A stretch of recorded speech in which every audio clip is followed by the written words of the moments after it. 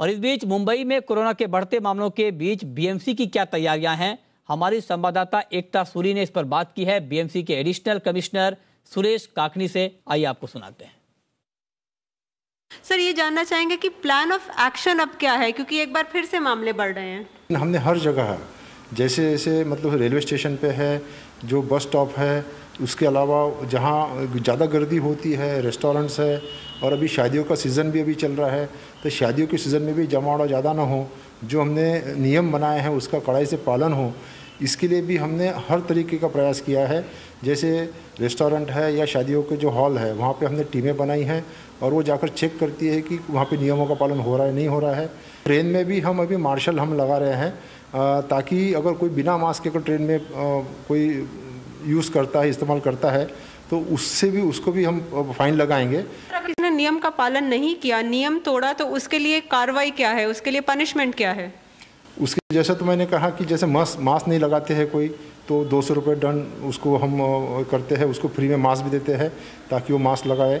और उसके बाद में अगर कोई उसके बाद में किसी का लाइसेंस कैंसिल कर भी सकते हैं, कोई ऑर्गेनाइजिंग हॉल है तो उसकी भी जिम्मेदारी है कि अपने इस्तेमाल करते समय बाकी नियमों का पालन करवाना।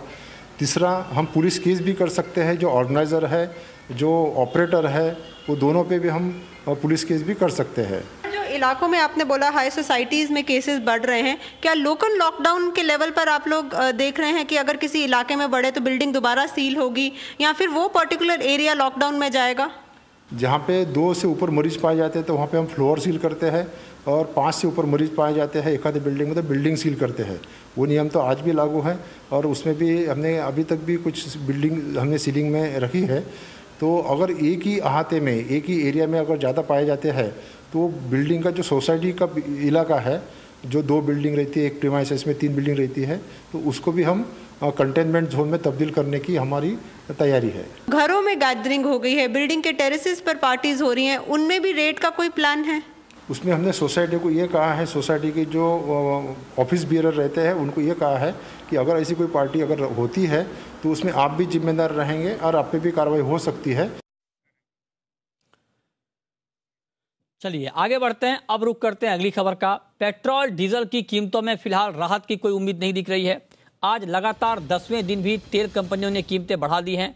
अब राजस्थान के बाद मध्य प्रदेश में भी पेट्रोल का भाव 100 रुपये प्रति लीटर के पार निकल गया।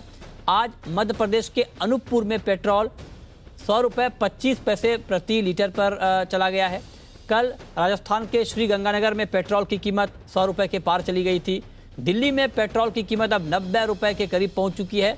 मुंबई में पेट्रोल का भाव 96 रुपये प्रति लीटर के पार चला गया है। आपको बता दें कि हम आप जो पेट्रोल और डीजल की कीमत दे रहे हैं उसमें आधे से ज़्यादा टैक्स है, जो जो सरकारों के खाते में ये टैक्स जा रहा है, राज्य सरकारों के खाते में और केंद्र सरकार के खाते में।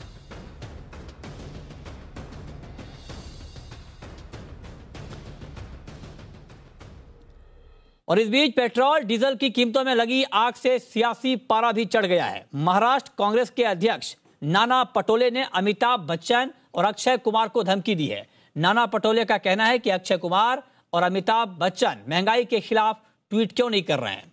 नाना पटोले ने कहा कि अगर अक्षय कुमार और अमिताभ बच्चन बीजेपी के कारण बढ़ी महंगाई पर ट्वीट नहीं करेंगे तो वो महाराष्ट्र में उनकी फिल्मों की शूटिंग और रिलीज दोनों रोक देंगे। नाना पटोले का कहना है कि कांग्रेस ये काम करेगी।